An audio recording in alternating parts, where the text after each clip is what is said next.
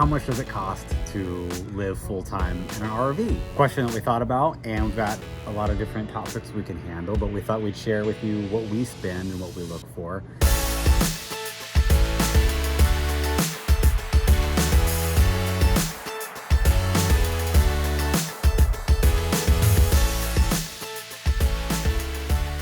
When we talked about going full-time, it was never about saving money. That was never the primary reason. We had talked about how it could happen, like that could be a benefit of doing it, but it was never the driving force behind it, like, hey, we could save all this money, let's go do this. Which I would say, from the full-time families that we've met, I think that is a differentiator from us. I think for most of the families we've met, there's only one other family where he quit his job. She still works full-time for a company remotely. And so they made some changes to their lifestyle, losing that one income, but he now homeschools the kids and stays home with them. But they're kind of the only other family that I think we've met where they didn't do this to save money. They did it to go on an adventure. And so I think it's really important that as we go through some of these numbers for us and our family, we're bougie. We don't look for, the cheapest place to stay. There are definitely memberships and associations that make it more affordable. And then of course, boondocking, you can save a ton of money. So if that's your goal, that's awesome. You might need a different video, because our goal was really to go live our lives and travel full time. And so this whole video is coming from the perspective of two entrepreneurs who are still working and producing income, who make their decisions based on what they want to do, not what's going to save them the most money. And we're not opposed to saving money. Sure. It's just not, like I said, it's just not what's pushing us to do any of this stuff. It's not a roadblock for us to live how we want to live and travel how we want to travel. And we are bougie. We're on a concrete pad site right now. In San Diego. Yeah. So we did not sell our home. We rented our home out. So we still own a house in Stillwell, Kansas. And I think that we probably will sell eventually. But again, that wasn't the catalyst for going full time. We didn't use money from the sale of a home to kind of jumpstart this lifestyle, which is something that I think a lot of families do choose to do. We thought about it, I think.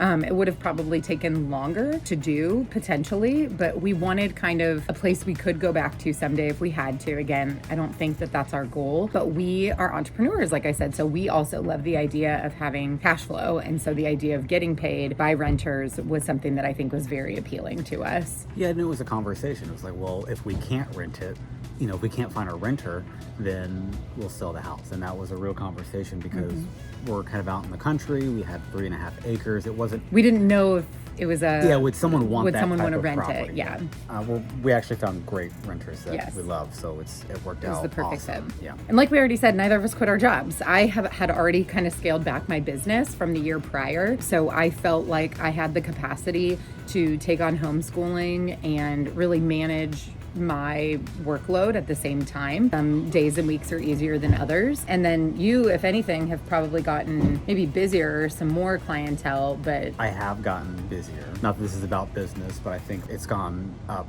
since we hit the road. I found I'm more focused when we're on the road because there's actually... more of a finite period of time and a motivator to be done. Correct. I think when we're at home, it was like, if it was just a Tuesday or a random Wednesday, it's like, okay, I've got till 3:30, 4 o'clock when the kids come home, then we have dinner, and then we play, we have activities and whatnot. And here it's like, hey, we want to go to the beach on this particular day or every day. So everybody's got to be done by 1. There's not a random day where there's just nothing after school. There's something that we want to go tackle. So it's, hey, you need to get your work done, you need to get your calls, get your emails, check your client accounts, and we can mosey on down the road. We did, however, sell my car. We flat-towed Justin's. We sold my car, your classic car, and your motorcycle. So that did there put were us... sacrifices. There totally sacrifices, but also revenue. So how much would you say that we made off of those 3? Maybe close to $40,000, $50,000? A little less than $50,000, maybe $45,000, $50,000. But what was cool about that is we went and we immediately opened up a high yield savings account and put all of that money away, knowing we might want to do something with it later. We might want to invest in another home. We might need to buy me another car someday. We might whatever. So we're earning more motorcycles. So we put it away in an account where we're actually being paid to keep our money there in a savings account, which was not something that we previously had in place, but something we had talked about for a long time. So as far as money goes, we're already now earning interest on all of that money that just came from those assets that we sold before we left on our trip. And I will say also, again, we are saving money. I think that is one of the benefits that we do get to have on the road because we're not in the home. I felt like we had a huge financial expense like every quarter when we had our sink in our house. For sure. But we have that here. It just doesn't translate to the same cost. Yeah, we've already hired. Yes, we had a mechanic come for like $300, and we'll have to get new tires. I know, but we're gonna have to get new tires and brakes. So that, to me, I don't know that it's a wash, but when you own any type of home or car, you're gonna have that maintenance. But yes, when you're talking about like a 3,000 square foot house versus a motorhome, it translates a little differently. The last thing I was gonna say about our finances, kind of pre-hitting the road, is that we do have a loan on our RV. We didn't pay for it flat out. The way that we both look at that is that there's like good debt and bad debt, and in a depreciating asset, we're not necessarily in a huge rush to go pay the whole thing off. He already talks about upgrading or what we'll do in the future. And so I think for us, you know, why in general we do live debt-free these days in terms of credit cards getting paid off every month and all of that, for us it's worth it to bring in the interest on the high yield savings account and continue to float the payments for the RV, which is about what, a month? Seriously. You think it's rude to ask them to wait like 5 minutes? Yes. We're actually still in our RV spot, but someone decided at 8 a.m. it would be a good idea to power wash their roof, which it is the equivalent, I will say, to when we were at home on conference calls and a yard crew would show up and start weed whacking or like blowering. That still happens, in case you were wondering if we were. So we relocated to inside our Jeep where it's less noisy, but that's, I think, something that this is a real example of living on the road and the obstacles we have to come. If we were outside trying to work or on a call with a client right now and that started, it would be extremely disruptive, and that happens. So yeah, it's not all roses. Okay, so we were talking about our RV. So we have a payment. It's we paid around $900, and what I wanted to say was I bought this before interest rates spiked, because I think that had we purchased it in the last 6 months, we would be telling a different story about wanting to pay it off. I think I would have put significantly more money down and been motivated to pay it off instead of growing what's in our high yield savings account. And do you know what we're profiting off of our mortgage or renters? Well, we're building equity, first of all, because they're paying the mortgage. So we've got equity being built in, right? Which the principal is paid down. And then on top of that, we're probably making hundreds, not thousands of dollars. But covers part of the RV. So really our expenses, where we used to be over $4,000 or $5,000 a month for what? Mortgage, water. Over $5,000. Over $5,000 a month. We're now looking at, okay, so we have $900 RV payment, but part of that is being paid for through our income stream. Average cost of RV parks. Now this range is pretty big. Yeah. It depends on, premium locations. If you're waterfront in Florida, in the Keys, it is not cheap, especially in January when all the snowbirds come down to Florida. But we've stayed at RV park, like nice ones. So again, boondocking is a whole nother situation. You can find a $15 place to dump your tanks and fill up water and go boondock. And that is an awesome way to save money and see the world. We like the finer things in life, like a sewage hole in the ground and water and electricity hookups. So I would say on the low end, in places like the Dakotas or Midwest and we've seen as low as 50 to 60 a night dollars. And then I think the most expensive we've done has hovered right around $150 a night. And that's going to be like the Montana resort that we stayed at. If you guys didn't watch that video, it was literally, it was gorgeous. And that was probably about $150 a night. So still coming in at about the cost of like a hotel, basically, like not any crazier than that, but. Well, yeah, I actually think hotels would be a little bit more expensive. I mean, there's 5 of us, first of all. and it's definitely less expensive than mortgage or even rent somewhere. We try to set a target of like staying That includes around utilities too. So right, yeah. When I say it beats a mortgage and renting, like that's everything included. Yeah, no property taxes, no utility bills, no. I think our only monthly bills are the payment for the RV. We have Starlink, which is how we do our Wi-Fi, which is how we run our business, which is what a month? I think it's $500 for the dish, for the equipment, and then it's $150 a month. They've got packages, so we're on the one that's $150. I think they have one that's higher speed internet for like $200 or $250 a month also. And for us, as long as we can get a location where the dish can connect to the internet, we're fine. Great. No, we don't pay sewage, we don't pay electricity. All that goes into that like $50 to $200 for your RV site, which is really Mentally, nice. I keep a $65 to $85 range as my base, and then if it's less than that, it's probably not a nice park. It's probably, I want to say, not in a nice location, but like Lauren said, it's not waterfront. And then if it's above that $65 to $85 range, it's probably close to a national park or water, and it's just probably a really nice park with nice amenities. A nice park would have a concrete slab, it would have maybe some shade, it would have a bench, maybe a grill or a swing at your actual parking spot. There would be more amenities, pools, a wider space playground, or a longer space to park as well. Which we like these things. We don't always get them. A lot of times it's also based on availability. We don't always pick the nicest spot either. We know like we're just passing through, or we're going to be gone at a national park the whole time anyway, or we have a huge workshop this week. Like we're not even going to be outside much. We have a lot of work to do. And most RV parks actually have a variety. So we might expect to pay $65 to $85 for a spot, but they might have spots that cost $48 a night and some that cost but it's a back end $120. and it doesn't have full hookups. And for us, it's going to be worth that $10 just for the ease of use to like have everything that we need in one spot. They call them the ones that I like that are the most expensive and we don't always get are like pull through. They're called patio sites, and it literally has a concrete patio with like a bench and grill and maybe a fire pit or a swing or something. It's just extra space. We don't actually want the stuff. It's more about having, there's 5 of us, we're both working, having the opportunity to come outside and live a little is worth the extra money, I think. We still have our cell phone bill payment. So that's Starlink cell phone business expense, which really our Wi-Fi. Starlink should probably be, now that we're talking about so that is kind of a benefit of being entrepreneurs, is there are certain things that are tax deductible for us. So that's really interesting. And then we do have some streaming sites, although I feel like I could do without them, but we do love our Disney Plus and our documentaries. Those we do a lot of those. Honestly, we don't watch as much TV, I think, as we used to.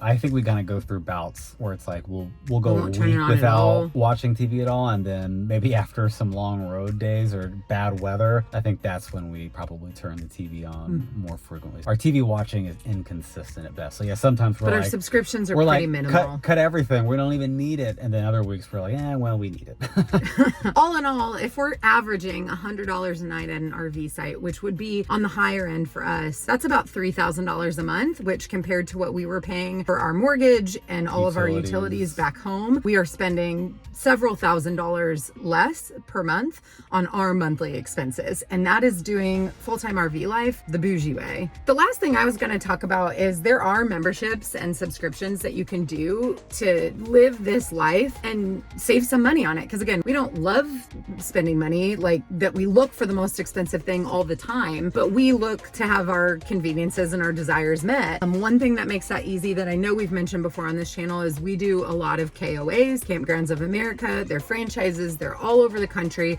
And when you sign up with them and just create a membership account, you can get discounted pricing per stay, but also it starts to track your points, kind of like the Starbucks app. Like every time you book a site, you get rewarded with points, and then you can cash those in for money taken off your site. So far this year already, I think coming into this year, we had the last 3 summers at staying at KOAs accumulated. We had never used points, and we've been getting $25 off, $50 off, which can be like almost a whole night at certain campgrounds through starting to do those while also still building more points in the process. So that's been another way that we've been able to get some discounts, and that's just by signing up and being loyal and consistent with the brands that we shop with. And also with KOA too, they're not always the best parks, but we know what to expect, you know? So when we're traveling, you know, you're gonna get a dog park. It's gonna be well maintained. Like there's gonna be a store that has some necessities for the RV in it. The other thing that we've done, and for me, this again was less about saving money and more about creating really cool experiences for our family, but I signed up with a membership with Harvest Host. It's about $100 a year just to become a member.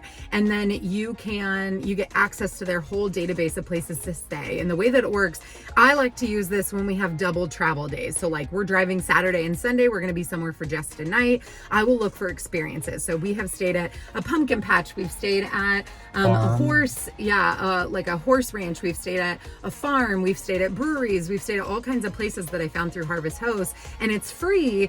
Kind of the good Samaritan exchange of Harvest Host is that they just ask that you do business with the place that you're staying. And for us, that's so easy because I don't want to go to a horse ranch and not see the horses. I want my kids to get to ride horses. So to be able to buy lessons, but just have the convenience of staying there, knowing that you're supporting other small businesses along the way, which I think for us is also important. You get to meet some really cool people. At a lot of them, we've been able to buy food and, save a trip or an order at the grocery store. For us, I think that it's been totally worth it. We've had some funny experiences, and you definitely, unlike the KOA, you don't know what you're going to get when you go to a Harvest Host. But to me, I think it builds character, and I think it's contributed some fun, like random stories to our trip. I'm good for 1, maybe 2 a month.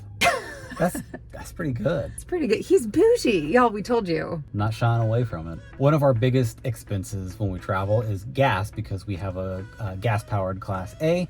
And on the West Coast in particular, where it's above $6.50 a gallon, sometimes close to $7, it can really add up. So it's probably our biggest variable expense too, though, because it depends on where in the country we are, how frequently we're moving, how far we're going. But on the West, as an example, on the West Coast, going from Montana to Southern California, if we've got 2 days of travel with food, it's easily going to be an $800 weekend with gas and food just to get us to the next location. So there are ways to save a little bit of money doing that, and I signed up for the Flying J Pilot app, the truck stop, and also the Love's truck stop app, and they offer like anywhere from 5 to 10 cents off a gallon when you've got an 80-gallon tank. That adds up pretty quick, so we do try to use that.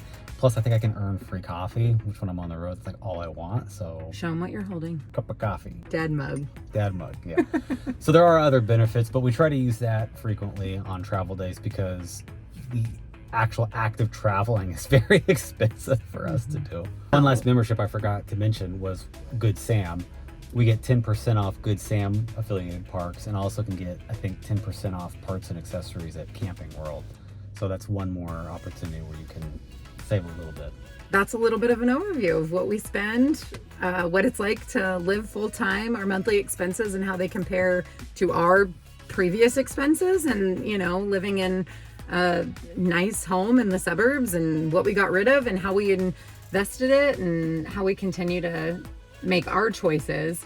Again, it's not the same. Don't look for a one-size-fits-all solution, but for us, we are spending less money per month. We are, like he said, continuing to build equity in our home while profiting off of that a little bit. And we both continue to work and pay ourselves. And we're really just motivated by the idea of seeing the world and creating experiences for our family. And sometimes we do that for free through Harvest Host, and sometimes that's an investment and going and doing something really cool. If you have any questions, drop a comment below. Make sure you like and subscribe. And check out our other videos on our Living Golden channel. See you next time.